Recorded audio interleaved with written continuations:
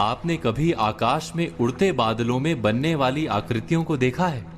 उनमें जो भी आकृतियां बनती हैं उसे हम अपने नजरिए से ही परिभाषित कर पाते हैं। एक ही समय में वो एक बादल का टुकड़ा किसी को शेर और किसी को खरगोश दिखता है। कैसे? ये केवल नजरिए के कारण है। दृष्टि के इस मर्म को हम एक कहानी के द्वारा समझने की कोशिश करते हैं। किसी आश्रम में गुरुजी अपने दो प्रिय शिष्यों के साथ रहते थे। एक दिन गुरुजी ने अपने दोनों शिष्यों से पूछा कि ये संसार कैसा है, अपने दृष्टिकोण से बताओ। पहला शिष्य बोला, ये दुनिया बहुत बुरी है। जितनी देर की रात होती है उतनी ही देर का दिन।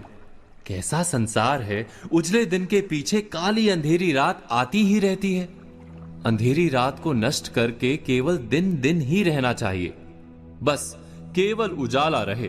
पहले शिष्य के बाद दूसरे शिष्य ने संसार को लेकर अपना नजरिया गुरुजी के सामने रखा। हर काली रात के बाद एक महाप्रकाशित दिन आरंभ होता है गुरुजी। सूर्य देव संसार को हर दिन नई ज्योति से भर देते हैं। लोग अपने अपने काम पर निकलते हैं। किसान हो, यात्री हो या पक्षी, सब अपने कर्म करते हैं। फिर थक कर आराम करने का समय हो जाता है। शाम घिरने लगती है तो हम सूर्य को विदा कर दीपक जलाते हैं और रात में भी उजाला कर लेते हैं।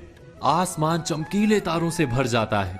चंद्रमा का उदय होता है। रात के साथ दिन का क्रम बना रहना बहुत आवश्यक है, अन्यथा हम प्रकाश का महत्व कैसे समझ पाएंगे? गुरुदेव ने दोनों के नजरिए को समझा। संसार वही एक है। हम इसे कैसे देखते हैं उस पर निर्भर करता है। जो अंधकार को अधिक देखेगा उसे अंधकार अधिक दिखेगा। जो प्रकाश को महत्व देगा उसे प्रकाश अधिक दिखेगा। इसीलिए दृश्य नहीं, दृष्टि को बदलने या सुधारने की आवश्यकता है। अक्सर लोग अपने आसपास की स्थितियों से असंतुष्ट होते हैं। लोगों को घट रही घटनाओं से बहुत सारी शिकायतें रहती हैं। जिसे देखो वही कहता मिल जाएगा कि ना जाने ये सब क्या हो रहा है।